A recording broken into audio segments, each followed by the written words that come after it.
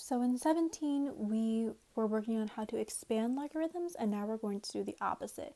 We're going to condense each of these expressions into just one log instead of multiple. So for me, the rule of thumb is always start out with one of whatever you have. So whether it's ln or log, I always go ahead and just write one of them because we know that we're going to end up with one and something inside of our parentheses. So another rule of thumb for me is that if I look in my original problem and I see that there is a minus sign anywhere, I'm going to draw this division bar inside of my condensed version, and then it'll be easier to place your terms where they need to go. So let's actually take a look at our original problem before we start placing them in the numerator or the denominator. So here we have 2 log x minus 4 log of y. Okay, so if you remember from number 17, one of the last steps we did when we were expanding it was that if there was, say, a log with an exponent here, remember we pulled that exponent into the front of the log and rewrote it that way. So here we're kind of going to do the steps in like a backwards fashion. So here we have the 2 in front of the log, and we know from this rule right here that 2 gets pulled in front, so we're going to do the opposite. We're going to pull it back into the exponent, and we can do the same thing here with this 4. We're going to pull this back into the exponent of our term inside of the log. So now this is going to be log x squared minus log of y to the 4th. And now it just makes it a little bit easier to place your terms where they need to go inside of the log right here in our condensed form. So once we go ahead and use that logarithm law, we can go ahead and place it where it needs to be in the condensed version. So this first term, remember if it's positive, if the log is positive, it goes on top in the numerator. So because this first term is a positive one, our x squared goes in the numerator. And the second term, because there's a minus sign in front of it, that's our key that this is going to go in the denominator. So this is going to be y to the 4th on the bottom. And I kind of drew my parenthesis here like a little bit big, but that's okay. So then our answer is going to be log, and our base is 10, so we don't write it, of x squared over y to the 4th.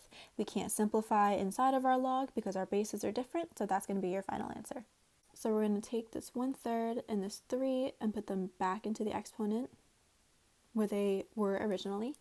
So that is going to give us log base 5 of x plus 2 to the 1/3 plus log base 5 of y to the 3rd. So now we can go ahead and condense this the way that we did in part A. So we're going to start with 1 log. It's going to be base 5 because that's where the base is up here. It doesn't change. And I know that I said that if you see a minus sign in your original problem, that to go ahead and draw a fraction bar because there's going to be division. But because there's no minus signs here in our original problem, we don't have to worry about that. And because there's no division, we know that our terms in our expanded form are going to be multiplied in our condensed form. So we're going to start with x plus 2 raised to the 3rd times y to the 3rd. Oh, I'm sorry, x plus 2 raised to the 1/3. Okay, but we're not quite done yet because we can rewrite this exponent as something else. So if you remember, we can write fraction exponents as roots. So this is actually going to be the 3rd root of x plus 2 times y to the 3rd. And then we can't simplify anymore, so you're done. So we start with moving our exponents back to where they belong. Okay, so that gives you ln of x to the 5th minus ln of y to the 3rd minus ln of z to the 9th. So let's go ahead and condense this. Remember, you write your 1 ln, and because we have minus signs in our original problem, I'm going to go ahead and draw that fraction bar because we know that there's going to be dividing. And remember that what determines what goes in the numerator and the denominator is the sign in front of each term. So here, this first term, ln, has a positive in front of it because there's no minus sign. So because it's positive, that x to the 5th is going to go in the numerator.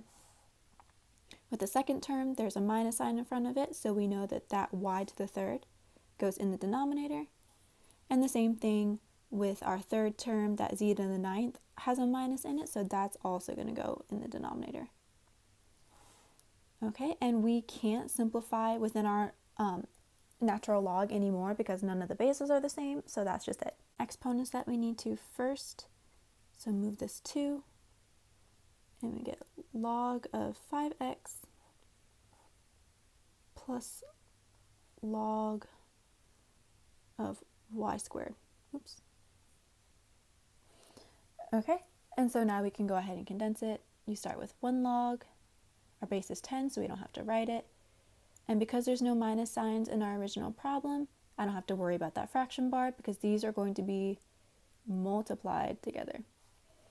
So let's start with our 5x here, and that's multiplied to our y squared. And there's no way to simplify it because our bases are different, they're not like terms, so that's it. Exponents where they need to go. The 7 goes back here, the 3 goes here, and the 1/2 goes with the c. So when we do that, we're going to get ln of a to the 7th minus ln of b plus 7 to the 3rd plus ln of c to the 1/2. So now that our exponents are where they need to be, let's go ahead and condense. Start with 1 ln, and I see that I have a minus sign in the original problem, so I'm going to draw that fraction bar. So this first term has a positive in front of it, so that is just going to be in the numerator, a to the 7th. The second term right here has a minus sign, so that's going in the denominator, this is. So that is b plus 7 raised to the 3rd. And this last term has a plus sign in front of it, so it's positive. It's going in the numerator as well.